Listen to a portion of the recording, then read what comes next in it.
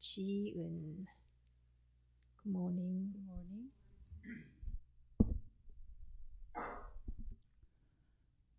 I'm so grateful to be practicing together on this beautiful day. Dharma Center is a sanctuary where we come to learn the truth about ourselves, our lives, and the interconnected of all things. This truth is symbolized by the Ilwansang, the perfect circle image. Ilwansang represents the original nature of all existence. Today, I'd like to share some reflections on the Ilwansang and its significance in our lives.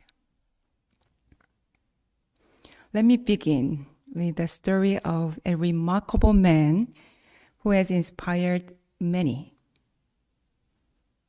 We call him 기사님. 기사님 is a member of Chicago Temple of One Buddhism. In our tradition, once a Dharma title is given, that person is referred to by their Dharma title as a mark of respect for their spiritual commitment, and 기사님 is his Dharma title. About a month ago, I traveled to Chicago to visit him. Before coming to the One Dharma Center, I had served at the Chicago Temple for 5 years. So this was my first visit back since then.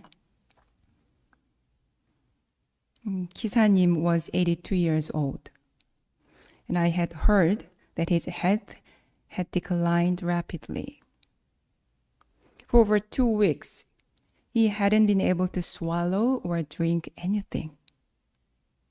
And it was clear that he was nearing the end of his life. 기사님 grew in a rural area of Korea. When he was 17, his mother became very ill. And one night, her condition worsened. He desperately searched for a doctor. But in those times and that place, medical care was not readily available. His mother passed away that day without getting any help of any doctor. And that experience made him resolve to become a doctor so that he can help others who had the same suffering he had. So he went to medical school and became a surgeon. After he moved to the United States, he started his practice in Kentucky. At the time, many of his patients were coal miners, hardworking people with little access to medical care or insurance. In his deep compassion, 기사님 would give out his personal phone number to his patients, allowing them to call him at any time, day or night. He treated countless people who lacked proper medical coverage, often without any expectation or compensation.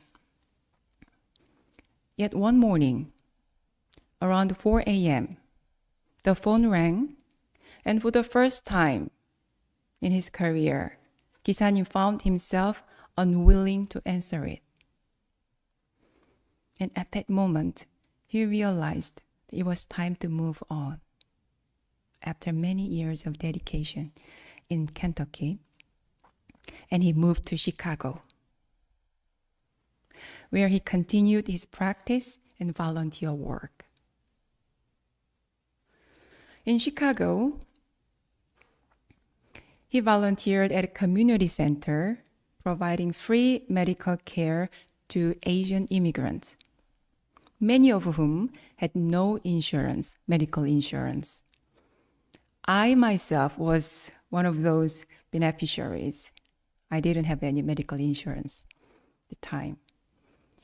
I remember vividly one Saturday afternoon when I cut my fingers badly while moving a very heavy old television set. I was so scared. I was not even able to look at my wound.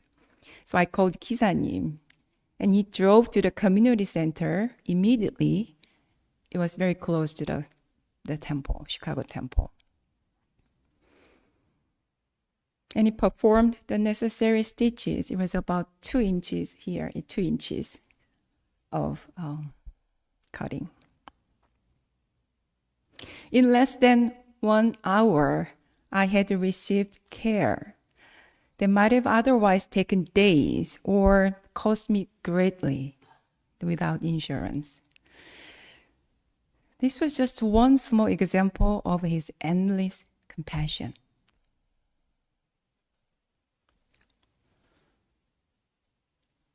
He could have chosen a more luxurious life, filled with the material comfort and ease, but he didn't. He always wore the same old jacket and scarf, and drove a humble car, and lived modestly. Yet he consistently supported Won Buddhist temples across the United States, many of which struggled financially. Local Won Buddhist temples are very different from this place. From outside, it's usually a commercial building, a small residential building. Whenever a temple needed help, whether for remodeling or purchasing a building, 기사님 was there to lend his support. Not for recognition, but because it was simply who he was. When I visited him with other ministers, he was sitting on couch, leaning back in his living room. Surprisingly, he remembered each of our names and spoke clearly. His eyes were peaceful and pure. As he shared memories and sang his favorite Korean folk song, he was leaning back with his eyes closed. And I told him, 기사님, you've done so many good things to so many people. How blessed your life is.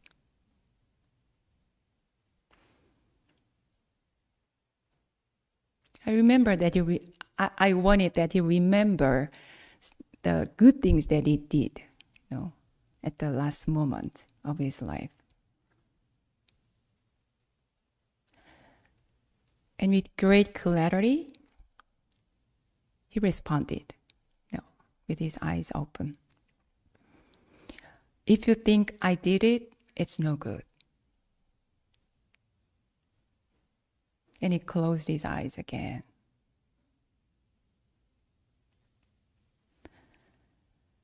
Those words struck me deeply. Even at the end of his life, he remained humble and detached from any sense of personal accomplishment. So sitting before him, rather than feeling sadness, I felt profound respect and honor for the life he had lived. A week later, on September 20th, 기사님 passed away peacefully. In honor of his dedication for Won Buddhist community, Venerable Chuksa님, our Dharma master, went to Chicago to join his deliverance service.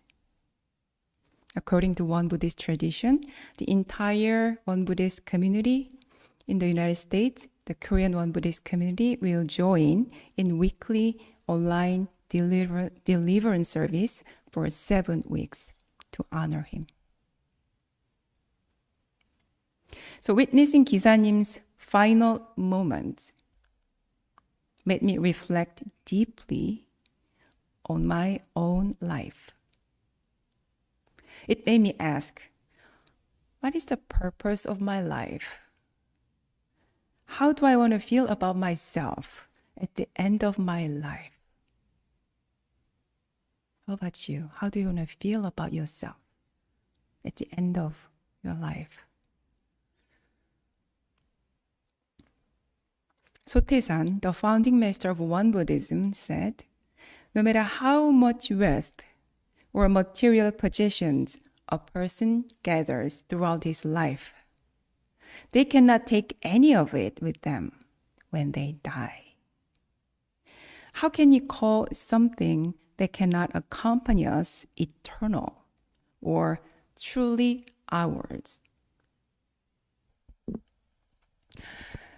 If we wish to create something lasting, we should focus on doing good for others while we are alive.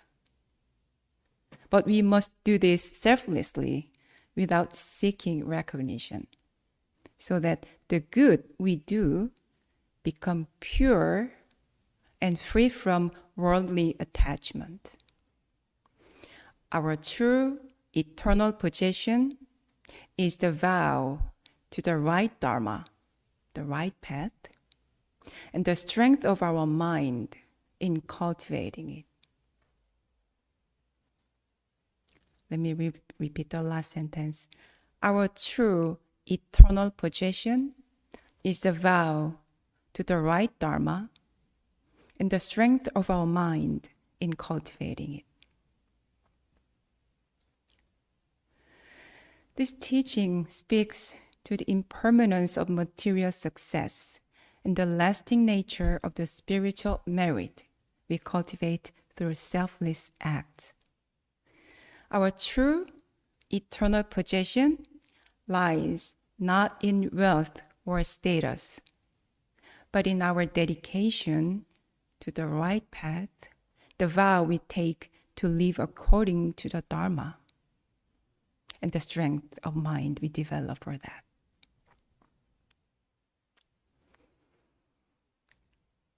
In Won Buddhism, Ilwon Sang is the symbol of this eternal truth. It represents the origin of all things in the universe and the original nature of all sentient beings. If the term Ilwon, it literally means one circle, it's a Korean word. If the word Ilwon feels so abstract or distant, then think of it as a radiant light that exists both within and around us.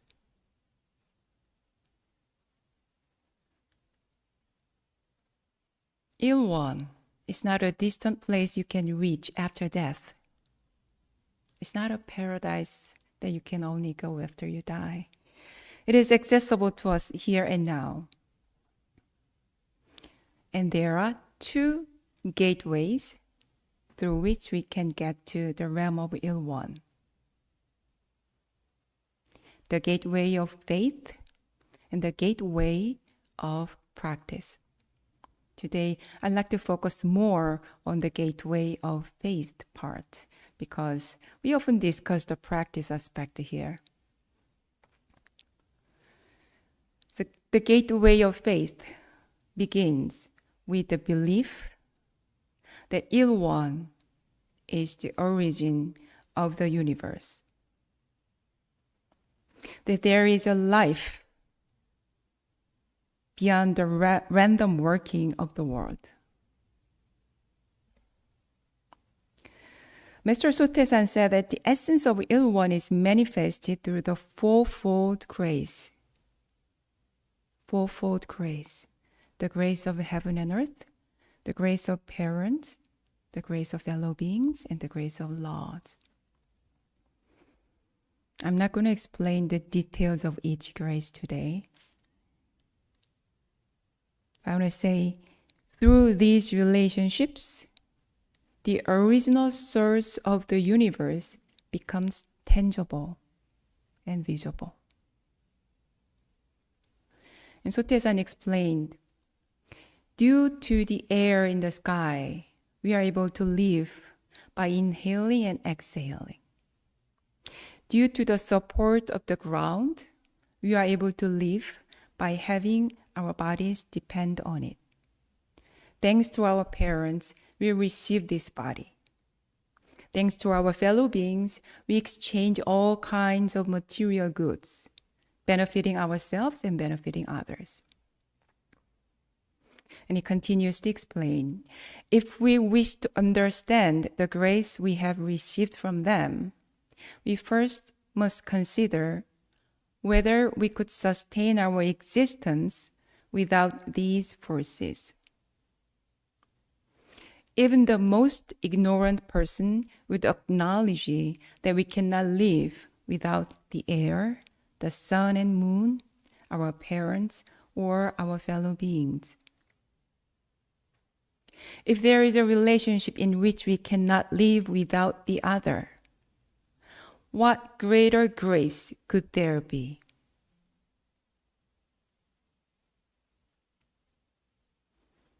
And yet, how often do we pause to recognize the air we breathe, the earth that holds us up, the people who love and support us?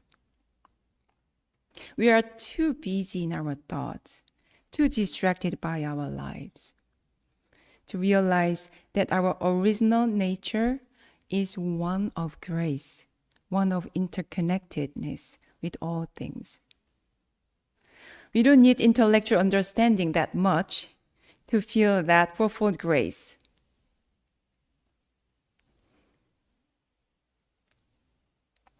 It's already here, sustaining ourselves moment by moment.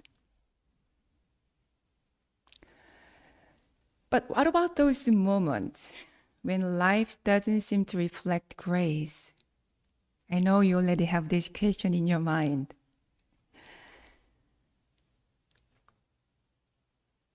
The death of a beloved one, the loss of a job, illness, natural disaster, violence, war.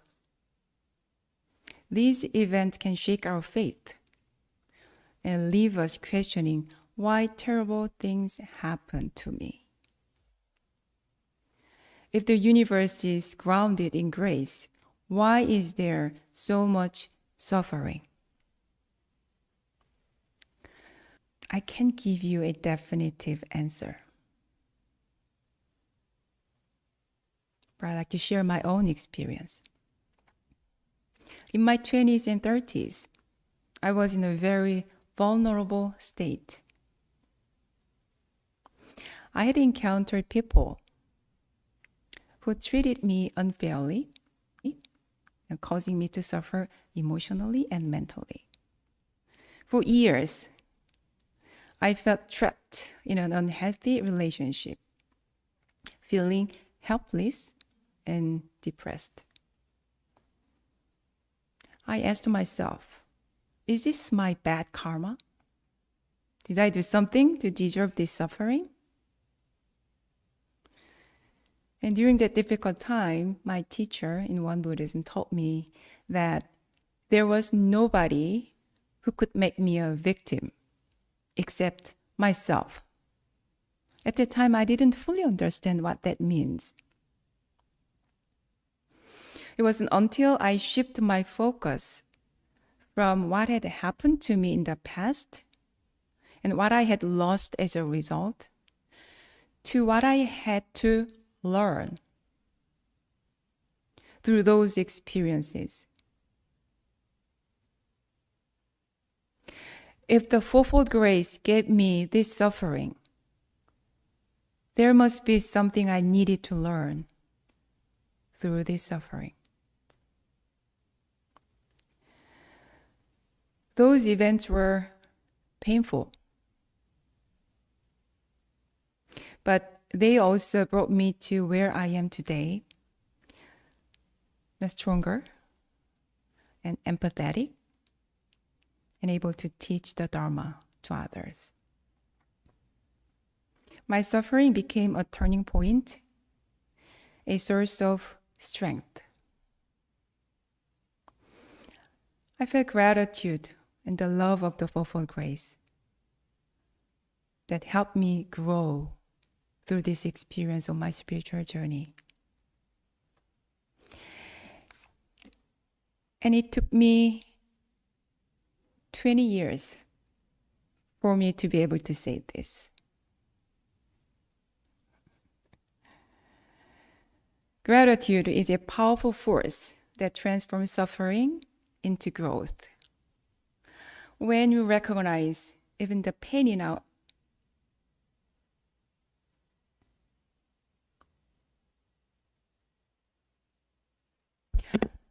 Gratitude is a powerful force that transforms suffering into growth. We realize that we have the power to turn harm to grace, even when it seems impossible. Even when it seems impossible. 기사님 exemplified this attitude throughout his life, turning the tragic experience of the loss of his mother into opportunities for compassionate action.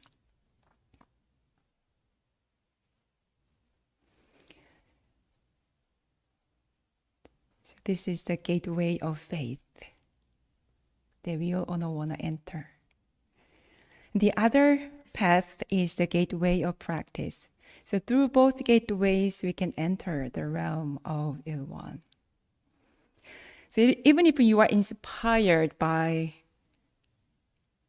the Dharma talk that I'm giving you now, and decide to live a life of gratitude and compassion, it doesn't mean that you will change overnight.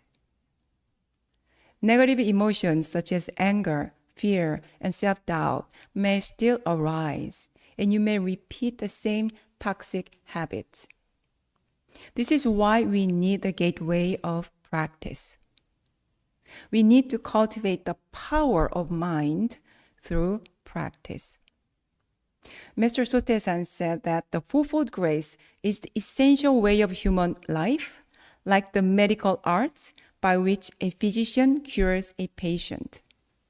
And the threefold practice is like the medicine that cures the patient. Think about it. The medical arts that a wonderful physician has. And the medicine. We need both, right, to cure the patient. So we need both aspects, faith and practice.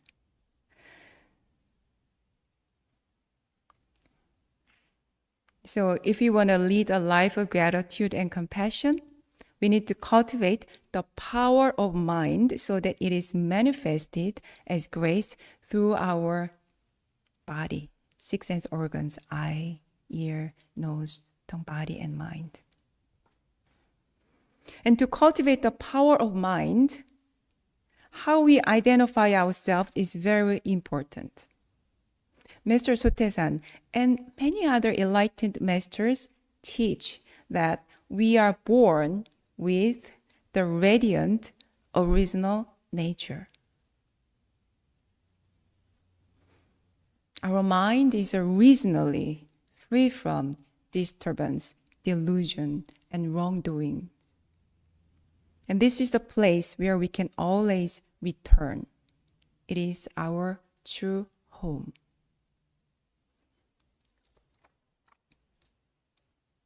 But as you live in this body, the I, my, me mind arise, attaching to this body. And they cloud our original nature. And in Won Buddhism, greed, hatred, and ignorance are called 3 poisonous minds that cloud our Buddha nature. And in Won Buddhism, in our tradition, we speak of disturbance, delusion, and wrongdoings. And they arise in accordance to the sensory conditions. But these challenges are all the opportunities of learning and practicing.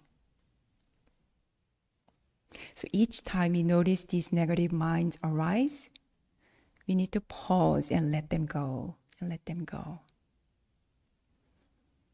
We need to train our minds this way, just like we train our muscles through exercise, so that our minds only benefit us and others and do not cause any harm.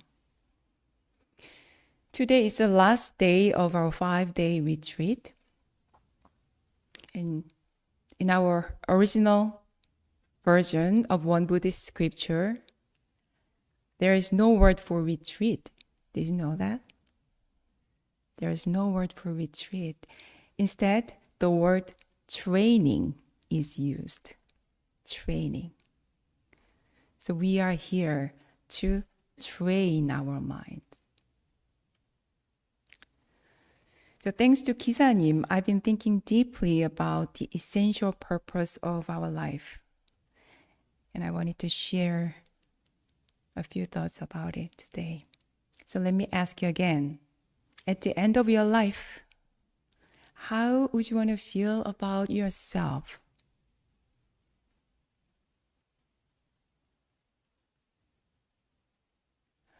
For me, the answer is simple. I want to feel proud of myself.